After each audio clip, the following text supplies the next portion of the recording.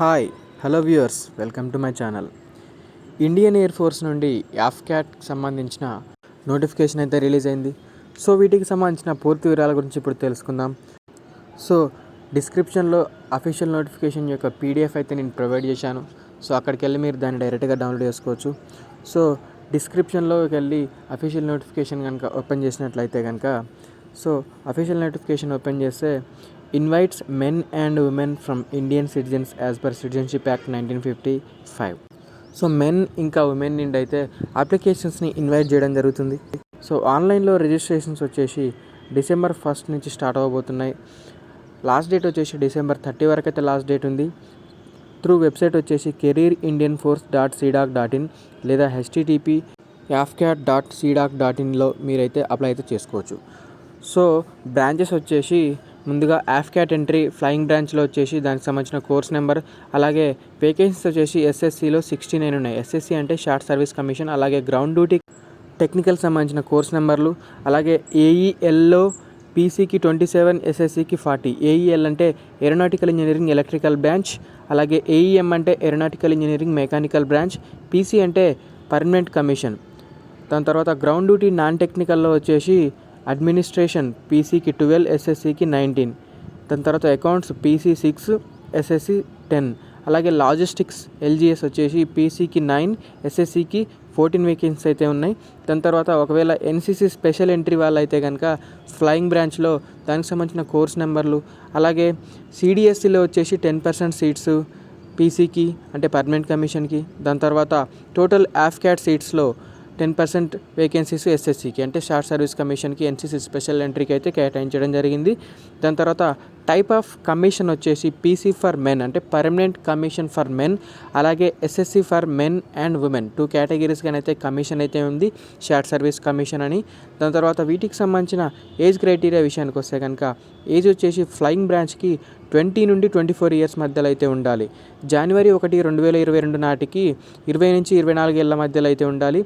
So 2nd January 1998 నుండి 1st January 2002 మధ్యలో అయితే జన్మించి ఉండాలి. So both days inclusive. అలాగే గ్రౌండ్ డ్యూటీ టెక్నికల్ లేదా నాన్ టెక్నికల్ బ్రాంచెస్కి వచ్చేసి January 1, 2022 నాటికి 20 నుండి 26 ఏళ్ళ మధ్యలో అయితే ఉండాలి. దాని తర్వాత వీటికి సంబంధించిన ట్రైనింగ్ వచ్చేసి first week off January 2020. January 2020 first వీక్లో అయితే ఎయిర్ ఫోర్స్ అకాడమీ దుండిగల్ హైదరాబాద్లో అయితే ట్రైనింగ్ అయితే స్టార్ట్ అవబోతుంది. దాని తర్వాత flying and ground duty technical బ్రాంచెస్కి 74 వీక్స్, అలాగే గ్రౌండ్ డ్యూటీ నాన్ టెక్నికల్ బ్రాంచెస్కి వచ్చేసి 52 వీక్స్ అయితే ట్రైనింగ్ పీరియడ్ ఉంటుంది. సో క్యాండిడేట్స్ ఎవరైతే జాయినింగ్ పీరియడ్లో వాళ్ళకి ఖచ్చితంగా పాన్ కార్డ్ ఇంకా ఎనీ నేషనలైజ్డ్ బ్యాంక్లో బ్యాంక్ అకౌంట్ అయితే ఉండాలి. దాని తర్వాత వీటికి సంబంధించిన పే స్కేల్ వచ్చేసి ఫ్లయింగ్ ఆఫీసర్కి 56,100 నుండి 1,77,500 వరకు అయితే ఉంది. లెవెల్ 10th పే అయితే ఉంటుంది. ఫ్లైట్ క్యాండిడేట్స్కి వచ్చేసి ఫిక్స్డ్ స్టైఫండ్ 56,100 పర్ మంత్కి అయితే ట్రైనింగ్ పీరియడ్లో భాగంగా వీళ్ళకైతే అందించడం జరుగుతుంది.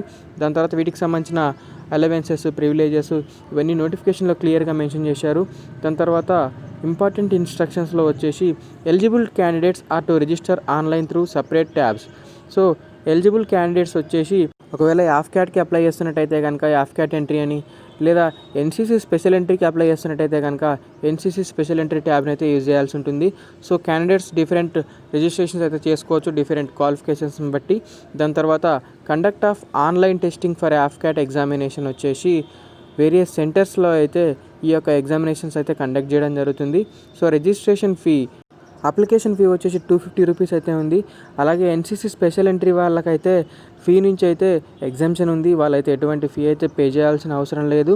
దాని తర్వాత మ్యారిటల్ స్టేటస్ వచ్చేసి candidates below 25 years of age 25 ఏళ్ళ లోపు అయితే ఉండాలి. మస్ట్ బీ అన్మ్యారీడ్, ఖచ్చితంగా అవివాహితులై ఉండాలి. దాని తర్వాత ట్రావెల్ అలవెన్స్ టీఏ. సో ఎవరైతే ఫస్ట్ టైం కనుక ఆఫ్క్యాట్ ఎంట్రీ ఎగ్జామ్ రాస్తున్నట్లయితే కనుక వాళ్ళకి ట్రావెల్ అలవెన్స్ అయితే ప్రొవైడ్ చేయడం జరుగుతుంది. ఏసీ 3 టైర్ లేదా ఏసీ చైర్ కార్ లేదా యాక్చువల్ నార్మల్ బస్ ఫేర్ ద్వారా షార్టెస్ట్ రూట్ని బట్టి అయితే వాళ్ళకైతే ట్రావెల్ అలవెన్స్ అయితే ప్రొవైడ్ చేయడం జరుగుతుంది. ఆల్రెడీ ఇంత ముందుకే కనుక ఒకవేళ ఆఫ్క్యాట్ ఎంట్రీ కనుక ఎగ్జామ్ రాసినట్లయితే కనుక వాళ్ళకైతే ఎటువంటిదైతే ట్రావెల్ అలవెన్స్ అయితే ప్రొవైడ్ చేయరని నోటిఫికేషన్లో అయితే క్లియర్గా మెన్షన్ చేయడం జరిగింది. సో దాని తర్వాత వీటికి సంబంధించిన ఫిజికల్ కండిషన్స్, అలాగే క్వెరీస్, డిస్క్లైమర్, సో నోటిఫికేషన్లో అయితే ఇవన్నీ క్లియర్గా మెన్షన్ చేశారు కాబట్టి నోటిఫికేషన్ని క్లియర్గా చదివి మీరు మీ యొక్క అప్లికేషన్స్ అయితే చేసుకోండి. సో చూశారు కదా, ఇది ఆఫ్క్యాట్ ఎంట్రీ 2021కి సంబంధించిన నోటిఫికేషన్. సో ఇలాంటి మరిన్ని లేటెస్ట్ అప్డేట్స్ని మీరు నోటిఫికేషన్ రూపంలో పొందాలంటే కనుక మన యొక్క ఛానల్ని సబ్స్క్రైబ్ చేసుకొని అలాగే పక్కనే ఉన్న బెల్ ఐకాన్ పైన క్లిక్ చేయండి. సో ఇది ఫ్రెండ్స్ ఈరోజు వీడియో. మరిన్ని లేటెస్ట్ అప్డేట్స్ మనం నెక్స్ట్ వీడియోలో కలుద్దాం. అంతవరకు stay tune to my channel and thank you for watching.